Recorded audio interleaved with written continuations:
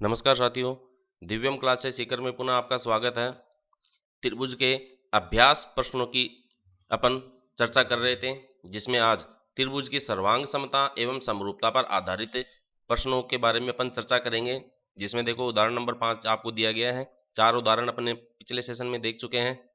देखिए, दिए गए चित्र में यदि DE बटा BC आपको दिया गया है, DE बटा BC बराबर 2/3 और एक भुजा का मान दिया है AE बराबर 12 सेमी। DE बटा BC, तो ये देखिए ये DE और ये आपका BC और ये इधर से AE 12 सेंटीमीटर है। तो AB का मान ज्ञात करना है, यानी कि ये AB, ये इधर से AB भुजा का मान ज्ञात करना अपने को। तो कैसे करेंगे? देखिए, यहाँ पर दो त्रिभुज अपने को दिए गए हैं, त्रिभुज ABC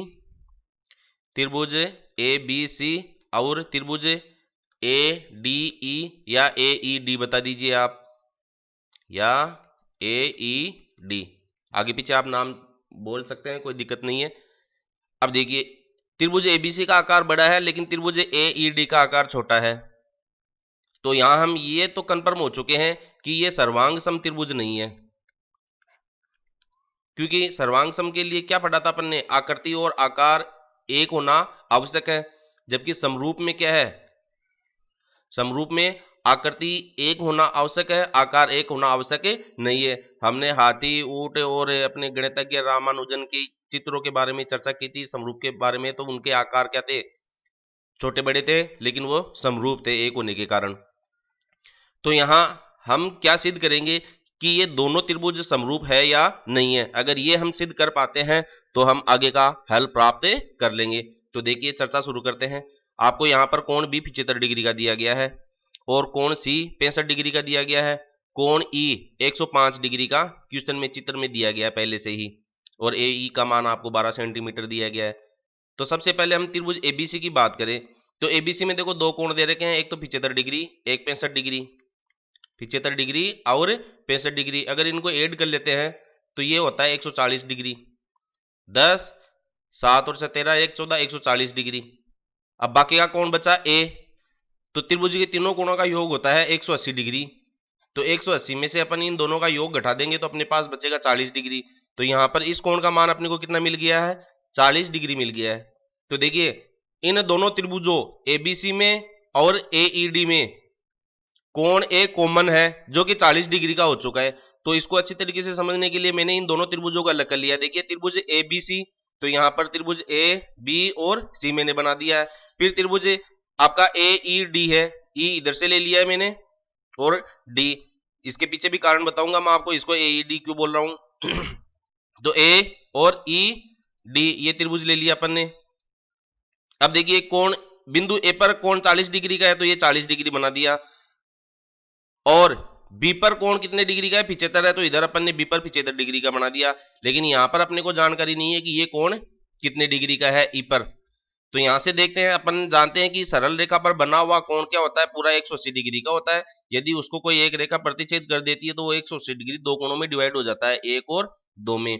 तो यहाँ पर देखिए 105 डिग्री इस AC भुजा पर दिया गया है। तो 180 में से यदि हम 105 डिग्री घटा दे तो हमें कोण E का मान प्राप्त हो जाएगा।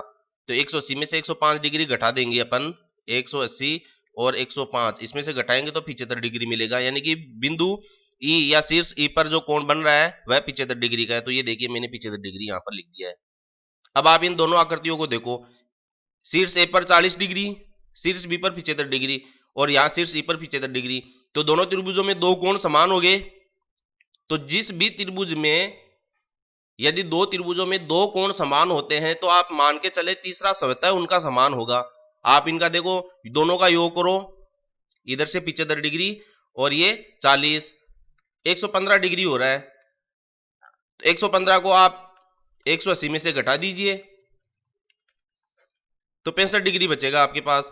तो यहाँ शीर्ष पे कितना है? सी पर 65 डिग्री और यहाँ पर भी 65 डिग्री बच रहा है।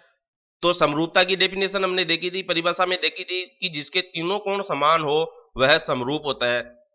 तो साथियों, यहाँ पर ये जो दोनों त्रिभुज दिए गए हैं वह समरूप है। तो हम कह सकते हैं कि ABC समरूप है AED के। फाइन। अब ऐसा होने पर फिर हम क्या कर सकते हैं कि इनकी संगत भुजाओं का अपन अनुपात के रूप में लिख सकते हैं। तो जो आपकी ए बी भुजा है वह ए ई के अनुपात में आ जाएगी, इधर से संगत भुजा, जिधर दो कोण ये 40 और 75 का है तो इधर से ई ले लिया। अब अगर मैं ई को यहां पर दिखाता आपको, ई यहां पर, तो अपने थोड़ा सा वो थोड़ा उलझन वाला काम हो जाता भुजाओं को देखने में कि हाँ इधर इसकी भुजा ली है तो अपन इधर इसकी इधर से क्यों ले रहे हैं, क्योंकि ये जो ई है यहाँ पर 75 डिग्री का कोण बन रहा है, वो 75 डिग्री का कोण इधर ही बन रहा है, इसका ई पे ही लिया है मैंने, केवल नाम चेंज किया है, दिशा इसकी बदली है और कुछ भी नहीं है, बाकी स्थिति वही है। तो इनका अनुपात लिखने में अपने आसानी हो इस वजह से मैंने इधर ई को दर्शा दिया है। बाकी अगर अपन चित्र में देखते हैं तो ई इधर नजर आ रहा है तो उससे कोई फर्क नहीं पड़ने वाला है, ये विजुअलाइजेशन है गणित का और कुछ भी नहीं है। तो ए बी ए ई के बराबर हो गया। इसी तरीके से हम ए सी भुजा, ये ए सी भुजा अपनी वह ए डी भुजा के अनुपात में है, और इधर से बी सी भुजा बी सी आपकी ईडी भुजा के अनुपात के बराबर हो जाएगी। तो इन तीनों का अनुपात क्या होता है, बराबर होता है यदि दो त्रिभुज समरूप होते हैं। अब आपको देखो डीई और बीसी का अनुपात दिया गया है, तो डीई यानी कि ईडी और बीसी ये यहां पर दिया गया है, डीई और बीसी आपको यहां पर दिया गया है, जबकि मैंने इधर बीसी बटा ईडी आ रहा है तो आप इसको पलट के लिख दे, इससे कोई फर्क नहीं पड़ेगा। आपको डीई बटा बीसी का अनुपात दिया गया है 2/3, इसको अगर मैं बीसी बटा डीई के रूप में लिखूं तो ये 3/2 हो जाएगा, तो ये आपको 3/2 दिया गया है यहां पर क्वेश्चन के अनुसार। अब अपने को ज्ञात क्या करना है, ए बी ज्ञात करना है, और ए ई देखो 12 दिया गया है, तो हम 1 नंबर और 3 नंबर के अनुपात को बराबर लिख सकते हैं।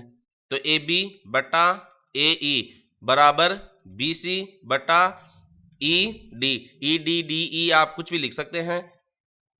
अब देखिए ये 3/2 के बराबर हो गया था, और ए बी ए ई का मान कितना है 12, तो ए बी बटा 12 बराबर 3/2। अब ये ए बी का मान अपन यहां से ज्ञात करते हैं, तो 3/2 गुणा 12, ये डिवाइड किया 6 तो 18, तो ए बी का मान आ गया आपके पास 18 सेंटीमीटर। तो अब देखिए आगे के क्वेश्चन पर अपन डिस्कस करते हैं। उदाहरण नंबर 6 है, दो समरूप त्रिभुजों की संगत माध्यिकाएं क्रमशः 12 सेंटीमीटर और 15 सेंटीमीटर है। यदि प्रथम त्रिभुज का क्षेत्रफल आपको 288 सेंटीमीटर दिया गया है, तब दूसरे त्रिभुज का संगत क्षेत्रफल ज्ञात कीजिए।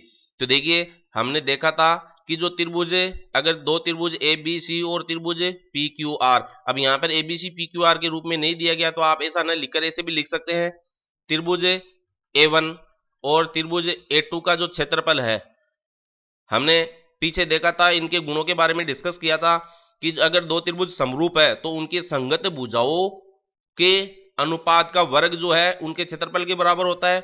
शीर्ष लंब का जो वर्ग का अनुपात है वो भी उसके त्रिभुजों के क्षेत्रफल के बराबर होता है। इसी तरीके से माध्यिका और कोण अर्धक जो होते हैं उनके वर्गों का अगर अपन अनुपात लेते हैं तो वह दोनों त्रिभुजों के क्षेत्रफल के अनुपात के बराबर प्राप्त होता है। तो यहाँ पर आपको माध्यिका दी गई है और माध्यिकाओं का अनुपात अगर अपन करें और उनका वर्ग करें तो इन दोनों त्रिभुजों के क्षेत्रफल के अनुपात के बराबर प्राप्त होता है। तो दो माध्यिकाएं आपको दी गई है 12 सेमी और 15 सेंटीमीटर।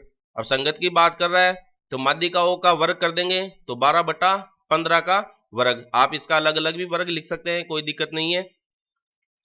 हमने माध्यिकाओं का वर्ग कर दिया और ये इसके क्षेत्रफल के अनुपात के बराबर होगा। पहले त्रिभुज का क्षेत्रफल आपको 288 दिया गया है, तो 288 बटा ये त्रिभुज A2 का एरिया, A4 एरिया हो गया है त्रिभुज A2 का, दूसरे त्रिभुज का एरिया, ये आपका 144 और 15 का मतलब हो गया 225, 15 का वर्ग का मतलब 225। तो यहाँ A2 का मान ज्ञात कर लेंगे, त्रिभुज A2 यानी त्रिभुज A2 का जो एरिया है वह आपको प्राप्त होगा 225 बटा 144 गुणा 288। 225 तो इधर वज्र गुणा हो गया, ये इधर भाग लग गया और A2 इधर आ गया, तो 225 बटा 144 गुणा 288, इसका भाग देंगे तो 2 बार गया, 225 को 2 से गुणा करेंगे तो 450 सेमी स्क्वायर अपने को इसका क्षेत्रफल प्राप्त हो गया है। अब देखिए क्वेश्चन कितना सरल है, लेकिन आपको क्या है इनकी जो गुणधर्म है वो आपको याद रहना बहुत जरूरी है। और यहाँ पर अपन ने एक छोटी सी टेक्निक केस की कि ये सर्वांग सम तो हो ही नहीं सकता क्योंकि आकार छोटा बड़ा हो गया, इसलिए ये समरूप होंगे ही होंगे, और समरूप त्रिभुज की का गुणधर्म है उनके संगत भुजाओं का जो अनुपात है वो बराबर होता है, और हमने देखो उत्तर प्राप्त कर लिया। अब आगे अपन देखते हैं उदाहरण नंबर 7। निम्न चित्र में त्रिभुज AOB और त्रिभुज DOC है। यदि AB बराबर 3 सेंटीमीटर दिया गया है, CD बराबर 2 सेंटीमीटर, OC बराबर 3.8 सेंटीमीटर और OD बराबर 3.2 सेंटीमीटर, तब अपने को OA और OB का मान ज्ञात करना है। तो OA तो आपका ये भुजा रही और OB का मतलब ये भुजा रही, इन दोनों का योग ज्ञात करना है। तो देखिए समरूप त्रिभुज आपको पहले से ही दे दिया गया है, तो हमें इसको क्या है समरूपता बताने की आवश्यकता ही नहीं है, हमें सिद्ध करने की आवश्यकता ही नहीं है। फिर भी मैंने आप लोगों की सुविधा के लिए इसको देखो दो अलग अलग त्रिभुजों के रूप में यहाँ पर आपको दिखाया है। देखिए ये ABC, ये ABC, ए पे क्या है समकोण बन रहा है, डी पे क्या है समकोण बन रहा है, और O ये दो प्रतिच्छेदी रेखाएं हैं, तो इनके शीर्षाभिमुख कोण क्या होंगे बराबर होंगे। तो ये देखो O और ये O के बाद में ये समकोण ए पे बन रहा है और इधर डी पे बन रहा है, तो समकोण ए पे बन रहा है और इधर डी पे बन रहा है, तो ये डी पे दिखा दिया। और ये आपकी इधर से सी भुजा है और इधर से ये सी शीर्ष है और ये इधर से बी शीर्ष दिखा दिया मैंने। अब देखिए ये समकोण 90 डिग्री का, ये शीर्षाभिमुख कोण बराबर होंगे, तो त्रिभुज के अंदर कोई भी दो कोण अगर बराबर होते हैं तो तीसरा कोण उनका क्या है स्वतः बराबर होता है। अब ये OB क्या है बराबर है, क्योंकि ये शीर्षाभिमुख कोण है, तो अगर ये x है तो मान के चले ये भी कितना होगा x होगा, तो तीसरा कोण क्या है ऑटोमेटिकली बराबर हो गया। और समरूप आपको दिया ही गया है तो आपको कुछ करना ही नहीं है, तो आपको करना क्या है इनकी जो संगत भुजाएं हैं, जैसे इधर से AB भुजा का DC के साथ, तो AB भुजा AB बटा DC, फिर AO को लिया या OA ले लीजिए, AO DO, तो AO बटा DO का अनुपात बराबर इधर से फिर OB लिया और OC, तो OB बटा OC, ये भुजा और ये भुजा का अनुपात, तो ये सब क्या है बराबर होते हैं। अब अपने को ज्ञात क्या करना है OA और OB, तो देखो सबसे पहले अपन इन दो अनुपातों को लेकर देखते हैं। आपको दिया गया है AB बटा DC बराबर AO या OA बटा DO। AB आपको देखो 3 सेंटीमीटर दे रखा है, AB 3 सेंटीमीटर, और DC दे रखा है 2 सेंटीमीटर, DC ये 2 सेंटीमीटर, और OC दे रखा है आपको 3.8 सेंटीमीटर, फिर आपको दे रखा है OD, ये OD रहा जो कि आपको 3.2 सेंटीमीटर दिया गया है, तो इनमें मान रख लीजिए आप। तो AB का मान तो आपको क्या है 3 सेंटीमीटर दिया गया है, DC D और C 2 सेंटीमीटर दिया गया है बराबर AO, OA आपको ज्ञात करना है, AO लिख दो या OA लिख दो, ये आपको ज्ञात करना है। और इधर से OD आपको दे रखा है 3.2, तो यहां से देखिए आप OA भुजा का मान प्राप्त हो गया आपको। इधर इसको वज्र गुणा कर देंगे अपन, तो ये 3/2 गुणा 3.2, तो ये हो गया 1.6, तो ये 4.8 आ गया आपका, 4.8, 16 × 48, 1 दशमलव है, तो 4.8 सेंटीमीटर। तो OA भुजा का मान प्राप्त हो गया आपको 4.8 सेंटीमीटर। अब इसी तरीके से अपन OB का मान ज्ञात करते हैं, तो OB देखो इसके साथ प्राप्त कर लेते हैं। देखिए OA बटा OD बराबर OB बटा OC, आप DO लिख दो OD लिख दो कोई फर्क नहीं पड़ेगा। अब OA का मान प्राप्त हो गया है, देखिए OA दे रखा है आपको 4.8 सेंटीमीटर, OD 3.2 दे रखा है 3.2, और OB भी दे रखा है आपको, OB ज्ञात करना है, तो OB ज्ञात करना है। फिर इधर से OC आपको 3.8 दे रखा है 3.8। अब यहां से OB का मान ज्ञात करने के लिए अपन क्या करेंगे 4.8 बटा 3.2 गुणा 3.8, ये 2 बार गया, ये 3 बार 16 से डिवाइड कर दिया, तो 3.2, और इधर से इसको डिवाइड कर देंगे, तो 2 एकम 2 और 9 दूनी 18, 1.9, तो ये 5.7 सेंटीमीटर आपको प्राप्त हो गया। इसको मल्टीप्लाई कर लीजिए फिर 3 से। अब ये OB आपको प्राप्त हो गया 5.7 सेंटीमीटर, दोनों का योग पूछा है तो जोड़ दीजिए 15, 10.5 सेंटीमीटर, तो आपको OA प्लस OB का मान कितना प्राप्त हो रहा है 10.5 सेंटीमीटर प्राप्त हो रहा है। तो देखिए कठिन कुछ भी नहीं है, केवल समरूप त्रिभुज के अंदर अभी हमने देखा कि भुजाओं का अनुपात हमें पता होना चाहिए। इसके अंदर ये भी आप ध्यान रखें कि कोई जो शीर्ष है वो उल्टे पुल्टे नहीं हो, इस शीर्ष को जैसे इधर से अपन ले लेते तो अपना मामला गड़बड़ हो सकता था यहाँ से।